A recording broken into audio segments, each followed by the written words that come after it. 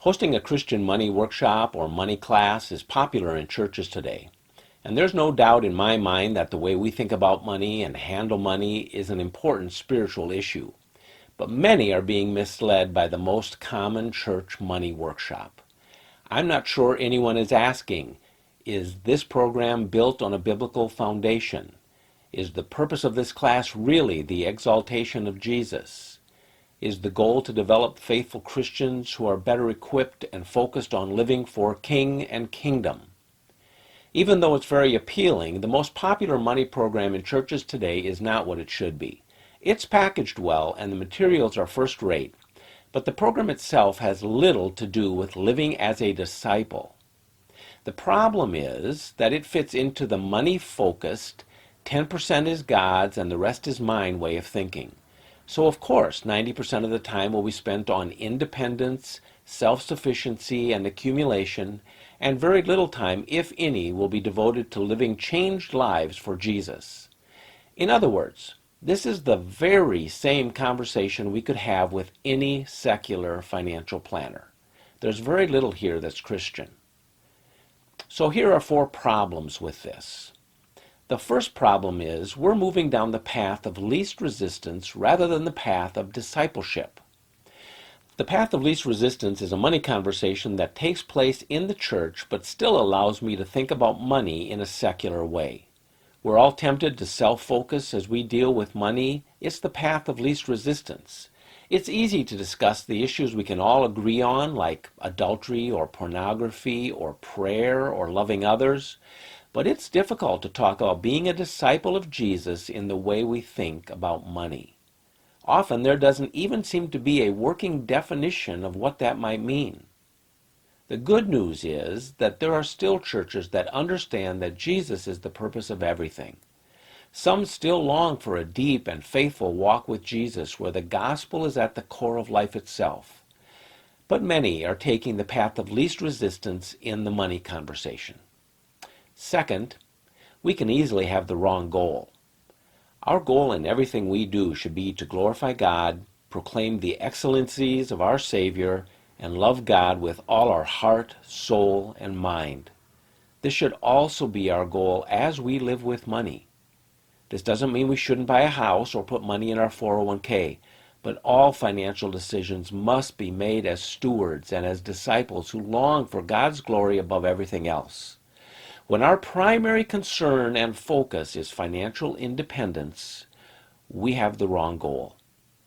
Third, we can underestimate the effects of bringing compromised, money-focused rather than gospel-focused teaching into the church. The result of a secular money discussion will most likely be self-focused and compromised Christians. What the congregation hears about money should align with Scripture and the call to follow Jesus in everything. The impact of embracing the wrong message can mean damaged people and a damaged mission.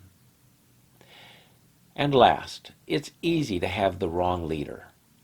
Often the assumption is that the best person to lead this discussion is a church member who's in the financial services industry. Now, while that might be true, it could also be very wrong. It's easy for someone like that to think too highly of investments and accumulation and tactics, or maybe even a sales opportunity instead of a Jesus-focused mission.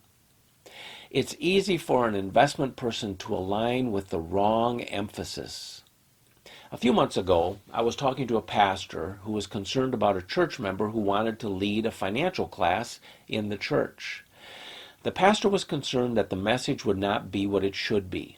But since the pastor was not a financial person, he felt intimidated and helpless.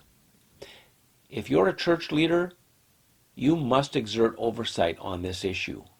Money can easily deceive us. And if you are responsible for those under your care, we've got to get this right. If there's a faithful Christian who is living a Jesus-first life and is also in the financial services business, that person can be a real asset. But be careful when you pick someone to lead a money class. Just because you have a church member who's in the financial industry does not mean he or she should be leading this discussion. So in closing, I'd like to say 2 things. First, Since money is connected to so much of life, thinking about it the way we should is critical to a growing disciple. But if we're serving money instead of serving Jesus, we cannot be who we should be.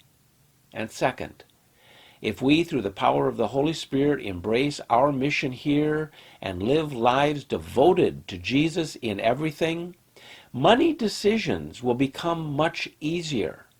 These decisions are not as complicated as the Wall Street marketing machine would have us believe. Money is one of those dominating, core, battleground issues like sexuality or gossip. And we must always fight to live with money in a way that's anchored in Scripture, faith-driven, and exalts Jesus. Please be prayerfully careful when considering this discussion in your church.